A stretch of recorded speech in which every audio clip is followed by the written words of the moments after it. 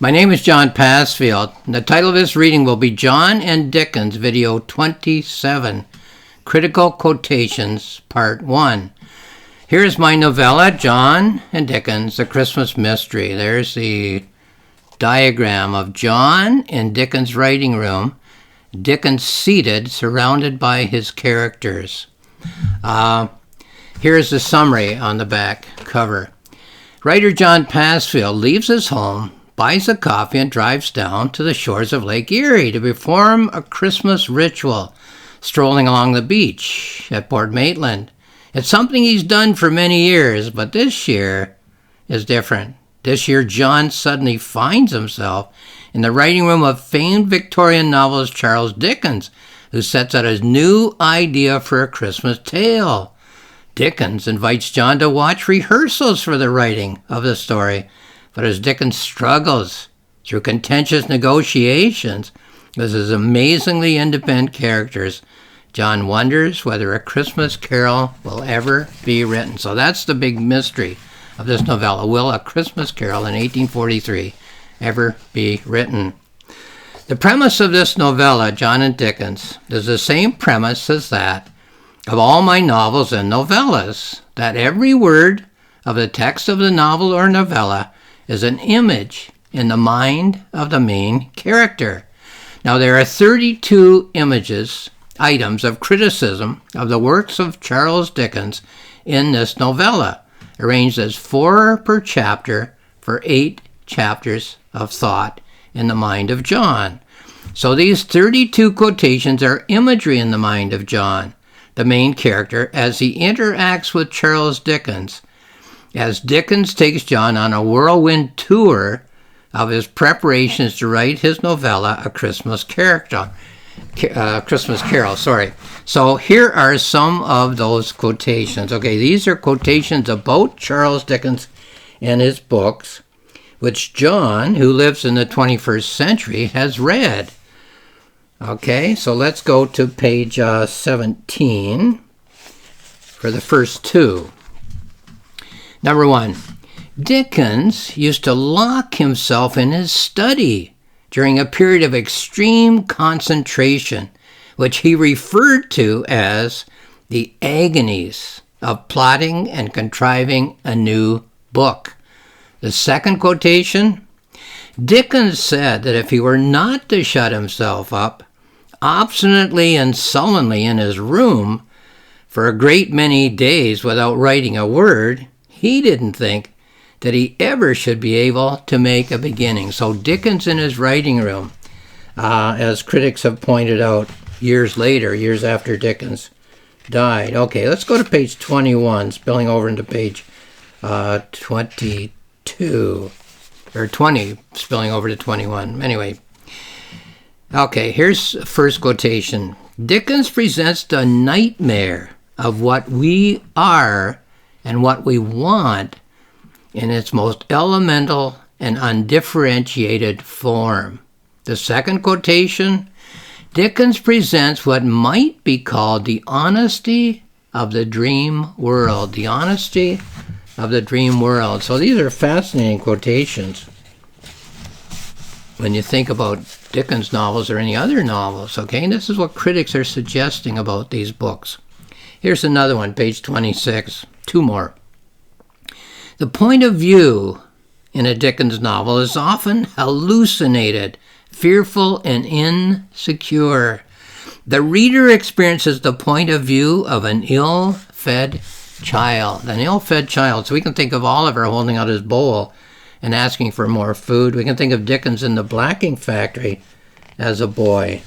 No doubt hungry various days. His family was poor. He was poor. Okay. Page 29, 2 more quotations. These are images in the mind of John as he's going through this experience with Dickens. Dickens's genius for compression, his ability to spring an entire character from a single image, results in a prose of extraordinary concentration.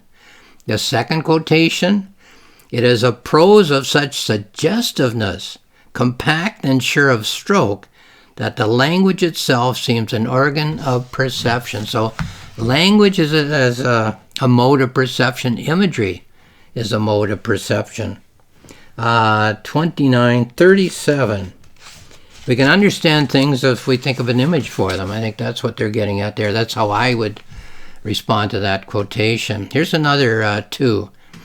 A Dickens novel presents a reality that has seemingly lost all coherence. Number two, an alternative grid is placed over this reality, an integrated pattern which is attempting to imagine itself into being. So you have reality over which you place a grid, and the reality is trying to become maybe the ideal that the grid suggests is possible. Okay, that was 37. Let's go to 41 for two more quotations. Quotations acting as imagery in the mind of John, influencing his response to Dickens as he experiences him. Number one, extreme color, style, and manner are at the core of Dickens's novelistic technique. Number two, his technique is closer to poetic drama than to that of a conventional novel. His technique is closer to poetic drama than it is to a conventional novel. Okay, from 41 we go to 49 for two more quotations acting as imagery. Number one, Dickens's characters are a case of humanity caught and made permanent at its highest and most extreme mood. So just the basic elements of humanity at their most extreme, I suppose it's saying. Number two, excuse me, a Dickens novel's underlying themes are stated and restated in various keys throughout the entire work. And that was 49. And 52, the last two that I'm going to read in this presentation. Here they are. Number one. In a Dickens novel, a character is confronted either with his double or with his opposite. So when a Dickens character meets another character, it's himself he's looking at, perhaps, his double. Or perhaps his, anti-self, I guess you'd say, his opposite, right? Do we see ourselves in other people? Yes, sometimes. Do we see the people we aren't and don't want to be in other people? Yes, sometimes. Number two, the character is invited to see his defects as enlarged, isolated, unmistakably his own, detached for inspection. So, looking at yourself in a funhouse mirror, maybe sometimes you see exaggerated what you're not crazy about in yourself. That's kind of what I think that quotation is getting at. A Dickens character sees other characters who are an exaggerated version of himself or herself. And then when you turn quickly and look in the funhouse mirror, do you even recognize yourself? It's an opportunity to kind of see your true self exaggerated. Okay, now, here is a book, my book, The Poetic Novel 2, okay? It's a manuscript, A Poetic Novel 2, and on the bottom there's a note to myself. I'll just read them.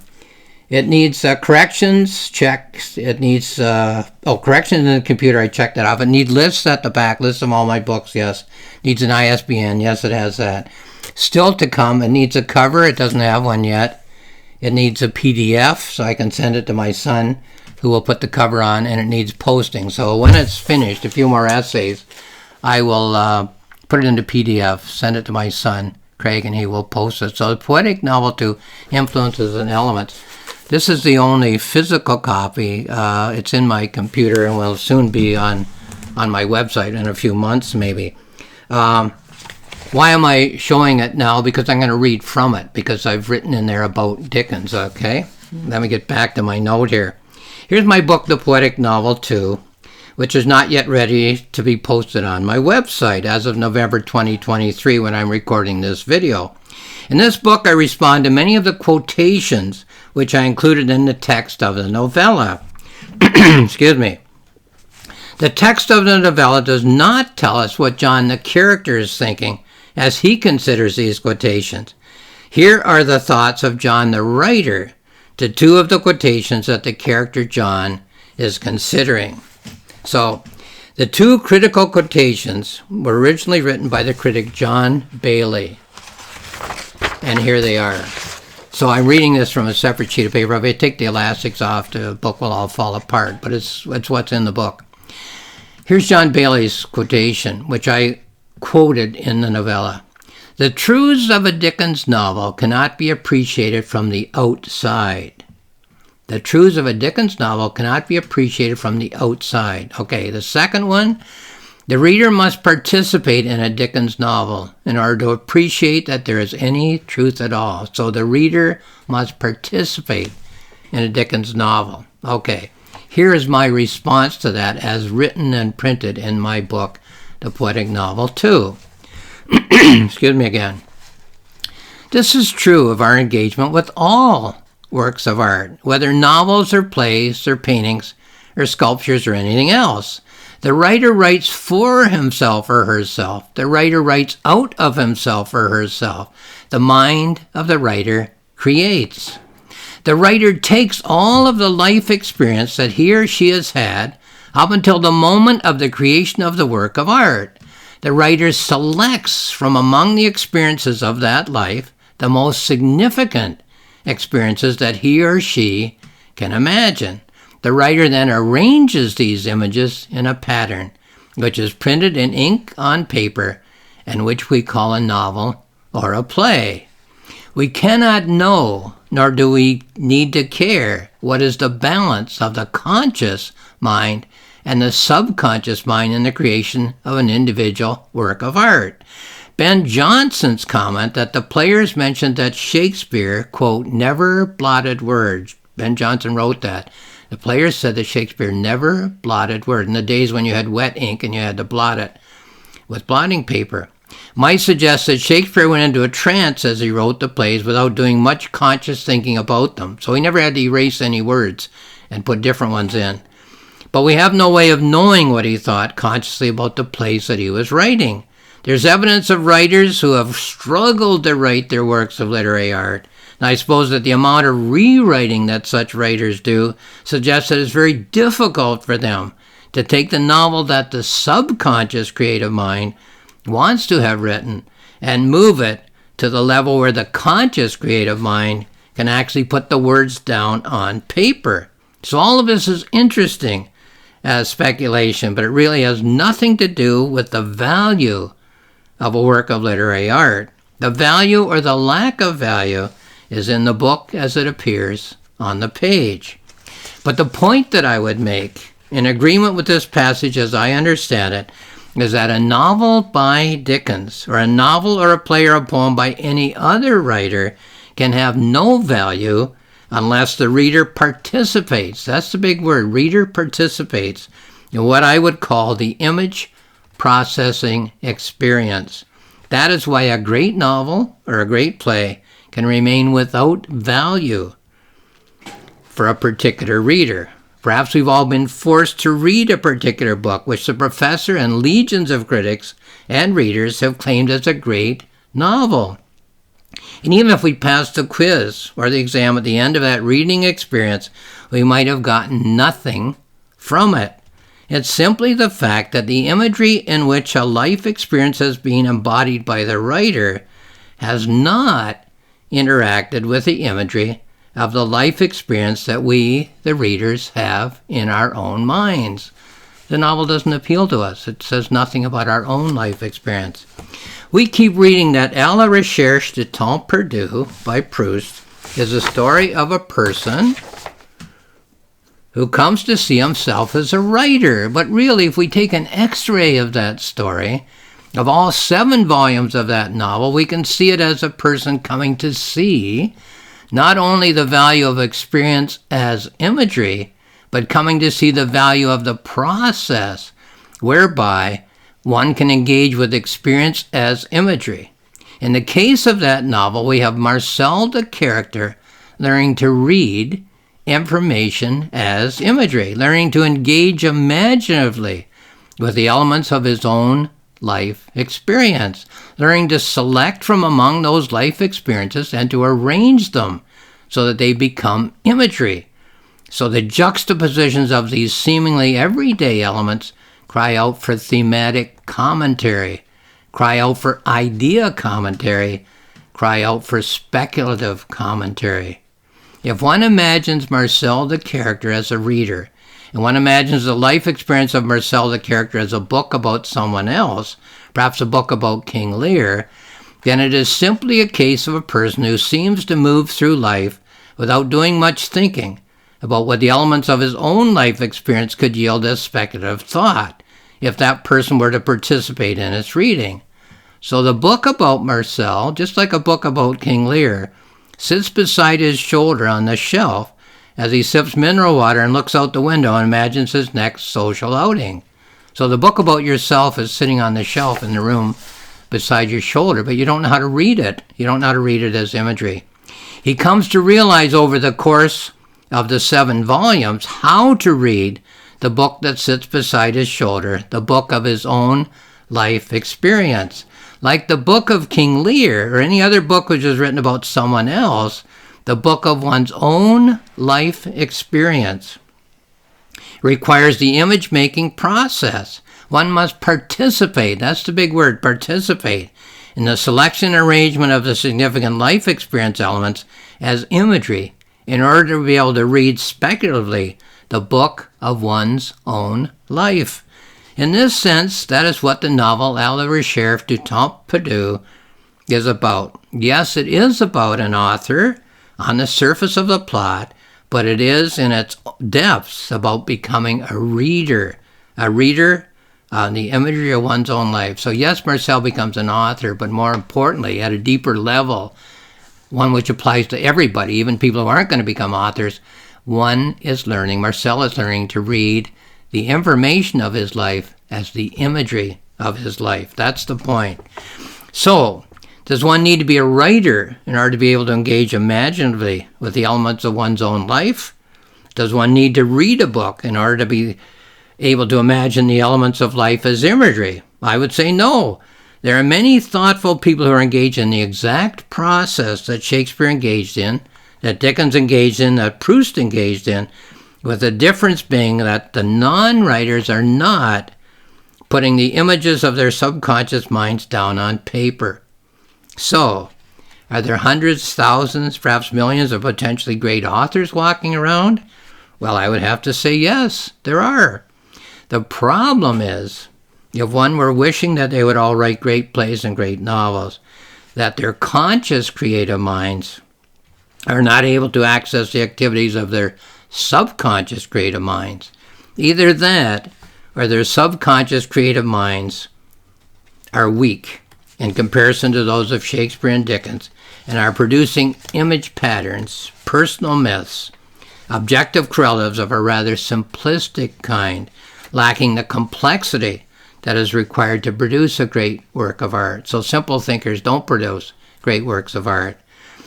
As art is the highest because the most complex level of image patterning, myth creation, so racial profiling and racist propaganda are the lowest level of image patterning, myth creation, because they are the least complex version to the point of distortion of the complexity of the life experience. So anyone reducing life to simple racist propaganda isn't going to write great art, right? It's not even accurate about life because life is so highly complex.